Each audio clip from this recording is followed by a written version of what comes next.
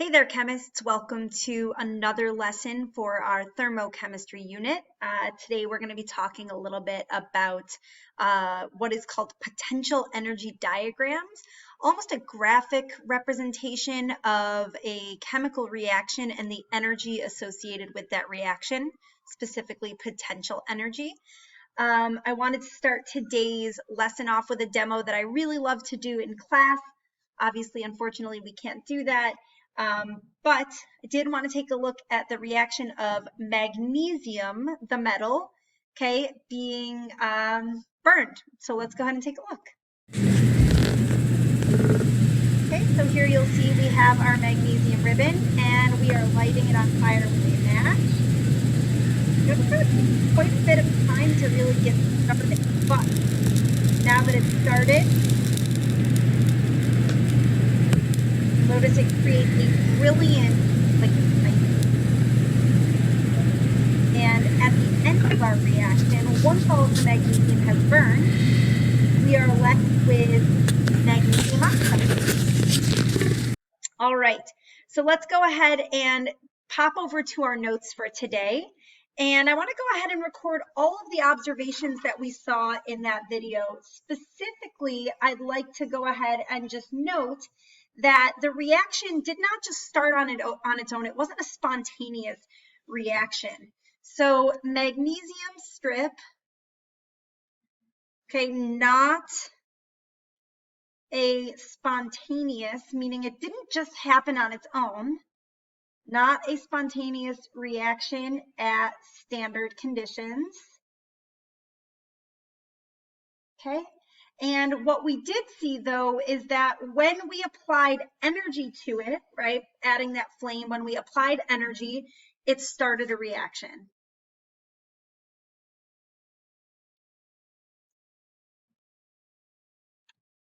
Okay, so the energy was our flame, and with that energy applied, okay, a reaction started. Now, typically, I'm actually kind of glad we got to watch that via video, just because when you do it in person, you really shouldn't look at it. It can be very damaging to your eyes to look at that flame because it really is so brilliantly bright. All right, so my question is, was this endo or exothermic? And this usually starts quite a bit of debate with my students in class because a lot of students will say, well, Ms. Daly, energy had to be applied to this reaction, right? We needed to light this on fire. So wasn't that endothermic? And then I'll have a lot of students say, but did you see the light that it produced, Ms. Daly? I mean, light is a form of energy. So if it's giving off that much light, isn't that releasing energy? Isn't that exothermic? And so I love this reaction because it leads us to a really cool looking graph, as well as a good discussion kind of and review of what I talked a little bit about yesterday with enthalpy. So let's go ahead and write down our chemical reaction that we just saw. So the reaction that occurred was the synthesis of magnesium oxide, aka the formation of magnesium oxide from its elemental components. So we have here magnesium solid reacting with oxygen gas, and it produces magnesium oxide. Now again, 1-to-1 ratio, magnesium starts with 2 electrons, oxygen needs 2 electrons, 1-to-1 bond, okay? Our reaction isn't balanced, so let's go ahead and balance that quickly. Okay, I have 2 oxygens on my reactant side, so I need 2 on the product side, and now I need 2 magnesiums in order to satisfy this. Let's go ahead and sketch out those Lewis structures. Okay, so let's start with magnesium. Magnesium's Lewis structure, very simple. It's just the atom of magnesium, and it starts with 2 valence electrons. Okay, our Lewis structure for oxygen, slightly more complex, but again, each oxygen requires 2 bonds and starts with 2 lone pairs. Okay, and then we produce magnesium oxide. Now remember that for ionic compounds, our Lewis structure does look slightly different, okay? We end up forming a Mg2+ ion with no more valence electrons, and we end up forming the O ion, the oxide ion, okay, with a -2 charge, and we end up with the magnesium oxide Lewis structure. Now, you could add in your coefficients again, 2 and 2, and we are balanced.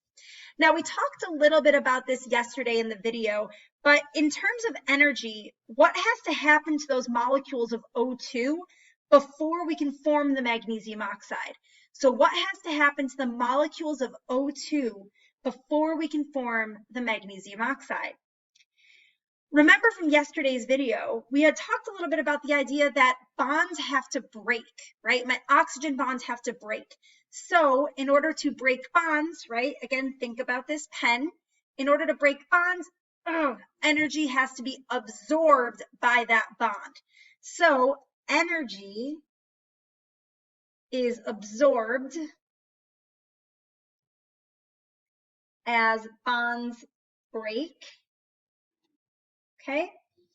And then in terms of energy, what occurs when the bonds, or I'm sorry, when the magnesium oxide forms?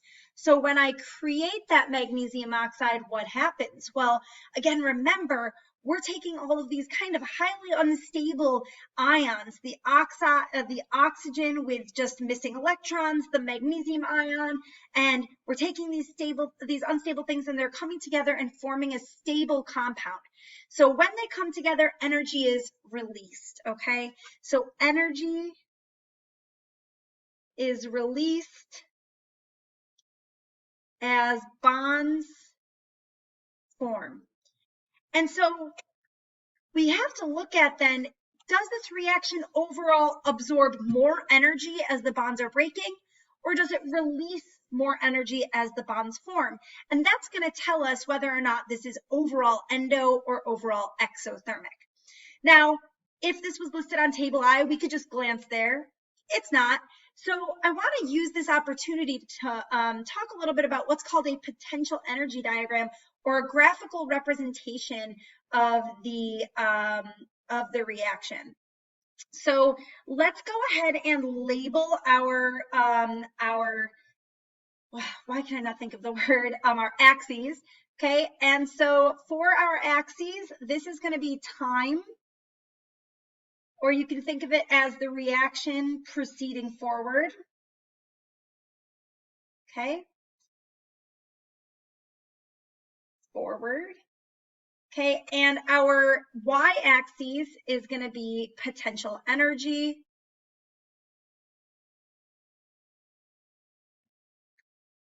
in kilojoules, okay? And so what we're going to do, or what I'm going to do, is just sketch a graph, and we're going to talk about each component of the graph. I'm going to actually zoom out so that you guys can see the entirety of the graph at once, okay? So in this graph, we start with potential energy. Objects always start with some form of potential energy, okay? So here we have our initial starting potential energy, okay? This is going to drive me nuts that I can't draw a straight line, and I actually want this to be a little bit thicker, okay? So here's our starting potential energy, okay? And from there, we are going to, remember we said we had to absorb some energy, so we're going to absorb some energy, and then we're going to release that energy. And then again, objects always end with some form of potential energy. So here we have a basic sketch of what happened in our reaction, okay? So let's go ahead and label the different components of our reaction. Or actually, let's go through and label, I want to make sure to label some numbers here. So we have 0, our starting point. We'll call this 100. We'll call this 140, okay? And we'll call this about 20 down here. Not like anything, by any means is this like an accurate scale, okay? All right, so let's go ahead and label all of our different components. So the first thing that I want to label here is the enthalpy, or the potential energy of my reactants, okay? So this is my H of my reactants, H reactants, okay? And that's our starting energy, okay, starting energy. And so we can look at our H reactants as this amount here, about 100 kilojoules. We start with about 100 kilojoules. The second thing I'd like to look at is the potential energy of our products, H products, okay? And we can say it's about this amount here, or about 20, okay, kilojoules. So I'm just gonna use this to kind of beep, beep, beep, beep. There we go, 20 kilojoules, okay? So how do I determine then my delta H or my enthalpy? How much energy, okay, was overall kind of my overall enthalpy? How much energy was completely given off? How do I determine if it's endo or exothermic? So we did talk about how to calculate delta H yesterday in our enthalpy video, but just to kind of use a graph to show you, okay, delta H is the H of our products minus H of the reactants, okay? And so we end up with here, you know, 20 minus 100 giving us negative 80 kilojoules, okay? So overall exothermic. And what else do I want to point out here? You might be saying, well, what is this whole top part of our curve? What is that? Okay, and what that is what we call our activation energy. And it's exactly what it sounds like. It is our activation energy. So activation energy can be measured from the H of the reactants to the H of, or to the tip of our peak right here, okay? And activation energy is the amount of energy it takes to start the reaction. Okay, activation energy is the amount of energy it takes to start the reaction. We represent this with E subscript A, energy of activation, right? So when we watched that match light that magnesium, it took, you know, 40 kilojoules to get that reaction started. So last component here that I want to point out is that this tip of the peak where the X is, this is often referred to as the activated complex, okay, the activated complex, which is literally from the tip of the peak all the way down. So our activated complex would have an energy of 140. And this is going to be the point at which molecules have sufficient energy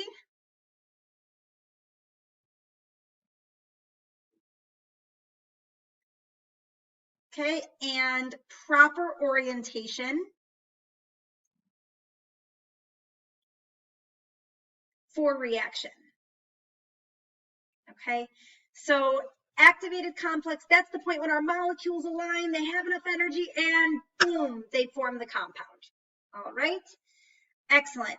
So those are our main points. Now, there's two ways to read this graph, and there's a reason why I specified here that this is the time or the reaction proceeding forward.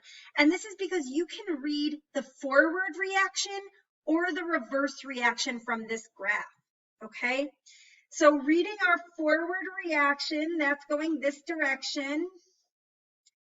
Okay, this is our forward reaction. Okay, and this reaction going forward is this endo or exothermic. And how do we know? Okay, our forward reaction is going to be exothermic. And we know this just from looking at the graph. Our products end with less energy than what they started with. So overall, there was a release of energy. Well, what about our reverse reaction? What about instead if we went in the reverse? If we instead, like as I talked about with table I, considered the backwards reaction, okay? This is my reverse reaction. And in the reverse reaction is this endo or exothermic, okay? And in the reverse, it would be endothermic. In the reverse, my H of my products would now become H reactants. My H of my reactants would now become H of products, and we would have an overall absorption of energy, ending with more than what we started with, okay? And so that's our potential energy diagram. The last thing I just want to quickly go through is that you could pull a lot of information from here. So how does the reaction support that this was exothermic?